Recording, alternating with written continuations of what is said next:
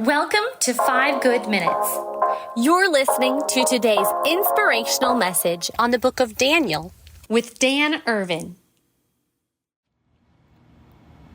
Well, in Daniel chapter 1, verse 8, we read an important verse in this chapter. It says, "But Daniel resolved that he would not defile himself with the king's food or with wine that he drank."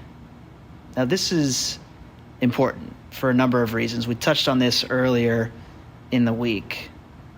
But number one here, Daniel is just a teenager who's been taken out of his home, what he's comfortable with, completely cut off from culture, everything he grew up knowing.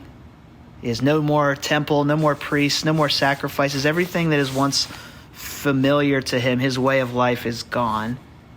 And yet this may seem like a small compromise, what he eats, but he draws the line here. This is important for him, for his identity, for his Jewish identity, and for him not saying that the king's way is the best way, that he would sit at the king's table and eat what he eats.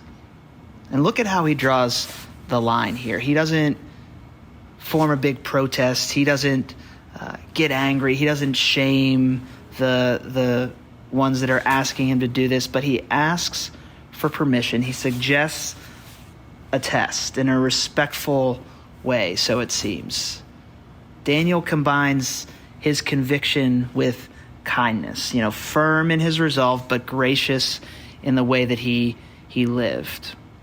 The gospel of Jesus, it has a way of making you bold, but humble at the same time. When we really see it, when we really see the reality, and we see that reality in Daniel's life here. His strength doesn't turn into arrogance or self-righteousness. His faithfulness doesn't turn into hostility.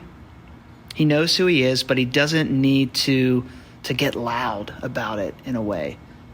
We live in a culture that's defined today, I think, by extremes in many ways.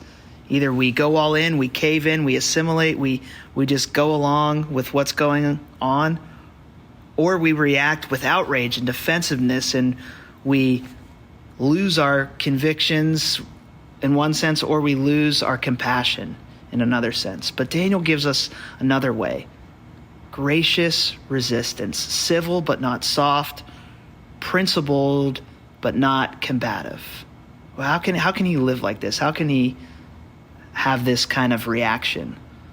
I think it comes from Daniel's identity, that he knew who he was.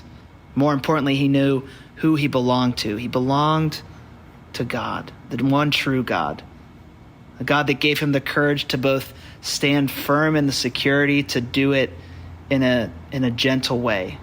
And ultimately, Daniel's life pointed to the coming life of Jesus. That we've talked about this all week, the connection to Daniel, to Daniel being a type of Christ.